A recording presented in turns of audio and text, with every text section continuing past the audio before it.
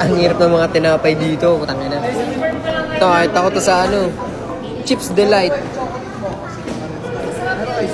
Crostini. Dunkin Donut. Social ko. Naka Starbucks ako. Pero kami, matangina, mga taga-bukid kami. Mga taga-bundo kami. You know.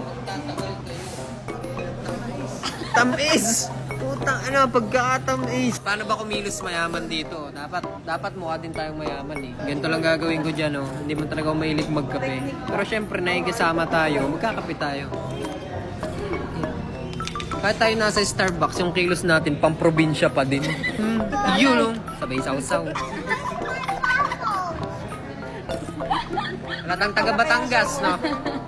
Oh, You know. suboy. Oh, Lahat ng budong. Yun. Yo. Ako nga pala ang brother nito. Nandito kami sa BGC. Ano ibig sabihin ng BGC?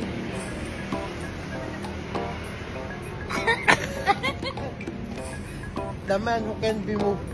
The man who can't be moved? Kunyari, social lang. Sabay ano, varsity walk. Ay, varsity walk! Happy birthday to you. Happy birthday to you. Happy birthday, happy birthday, happy birthday to you.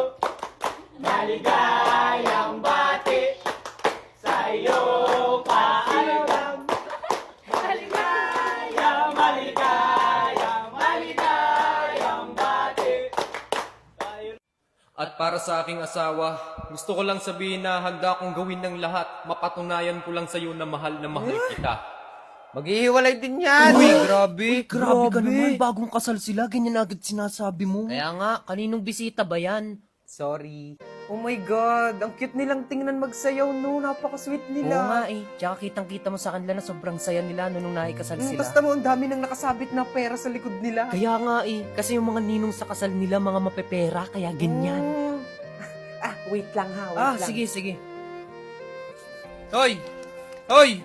Saan mo dadalhin Hoy yan? ate, bakit ka naman pumitas ng 1,000 doon? Kumuha lang po ako ng isa. Sira ulo ka ba? Pwede kang magsabit ng pera pero bawal kang kumuha. Uy, galing ako doon kung ano nung ulam, wala daw lumpia. Eh, ano ka ba? Eh, syempre alam mo namang engrande tong kasalan na to. Hindi ako pamilyar doon sa mga pagkain, para fish fillet daw. Ano gayon, nakakalakad ba yun? Tangi, anong fish fillet? Baka fish fillet. Fish fillet yun. Fillet. Kala ko fish fillet. Katiga ng ulo ko. Uy, mga sisi, ano, okay lang kayo dyan? Uy, okay lang kami dito, tsaka congrats nga pala. Uy, kasal na siya. Ay, sana! Uy, tsaka mamaya galingan mo sa ano ha. Ha? Anong galingan? Galingan ko saan? Yung digat pagkatapos ng kasal may ano, yung plok-plok. Uy, gagi ka naman. Tsaka nga pala, isisingit ko na rin, yung invitation letter mo, hindi naman sa pagano, ang pangit. Ay nako, sinabi mo pa. Eh alam mo naman, last minute ko na yung ginawa. Napaka-hassle.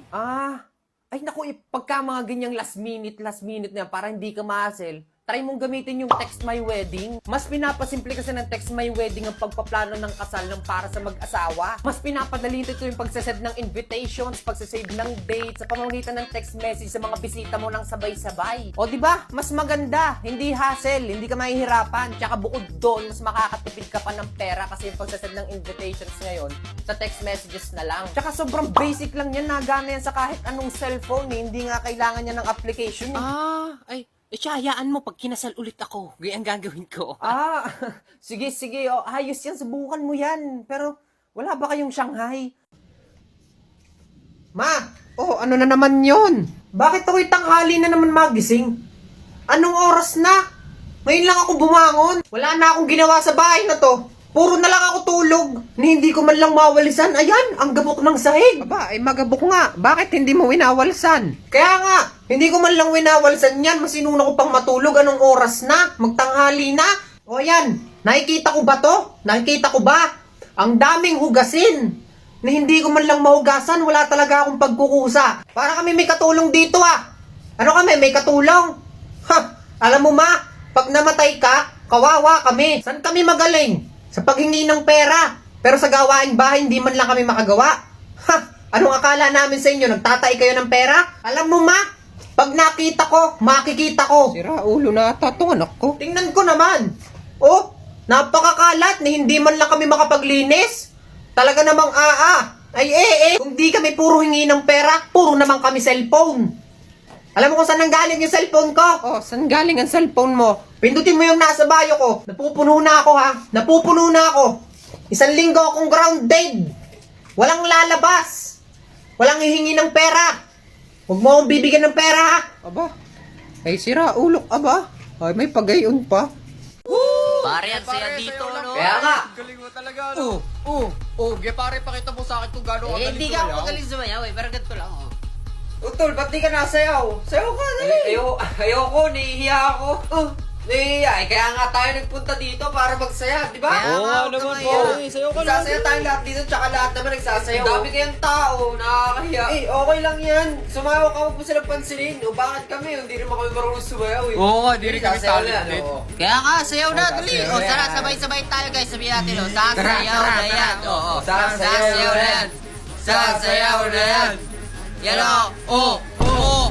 Alam, galing, o. Alam, Marunong naman pala magsayaw eh. Oo. Di ba ganyan lang, pare? Huwag ka mahiya. Marunong kang sumayaw. Hindi lang marunong mahiya. Pare, bastos yun. Bastos yun ah. Sabi ko sa'yo eh, dapat di na ako sumayaw eh. Nakakahiya tuloy. Kaya huwag mong pansinin. Oo nga, huwag mong pansinin. Wait Pare, lang. puntahan mo yun. Tol, lakas mo ah. Tinitira mo yung kasama ko. Uy, pare, hindi naman. Dinidescribe ko lang yung galaw niya. Wala Hindi namang daw. masama. Tol, imbis na nang-trip ka dito ah. Umuwi ka na lang sa inyo. Alam mo kung anong pwede mong gawin sa buhay. Bakit ba, pare? Tsaka bakit? Ano ba yun? Pwede ka na manood ng kahit anong palabas sa Loklok. Dito sa Loklok, pwede ka na makapanood ng K-dramas, anime, tsaka mga TV shows ng libre. I-download mo lang yung Loklok sa Play Store, tapos buksan mo, tapos makikita mo, napakarami mong pwedeng panoorin. Ha?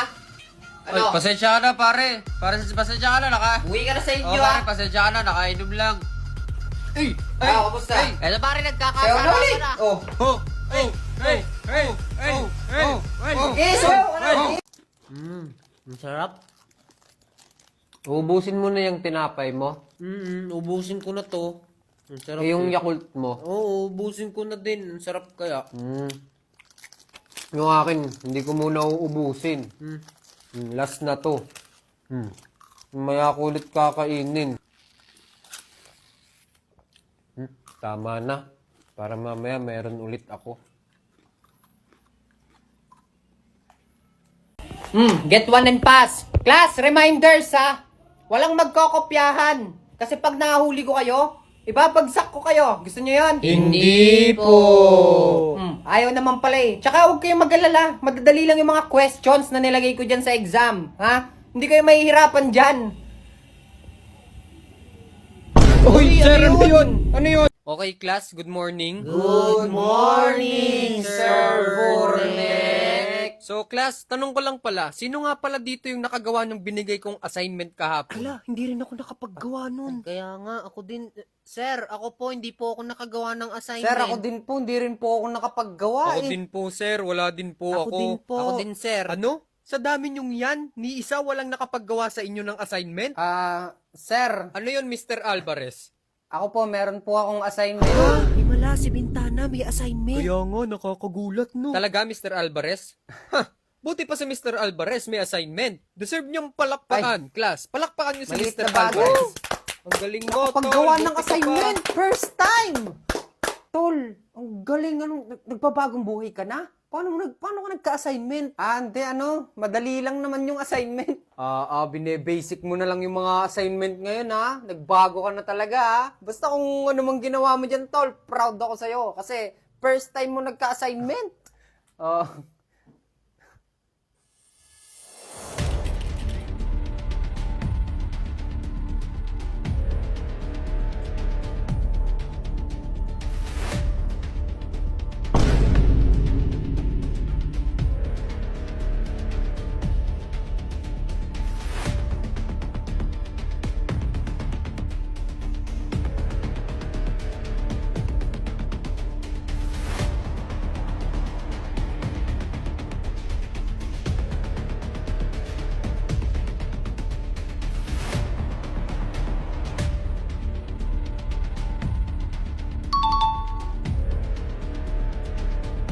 Mr. Alvarez?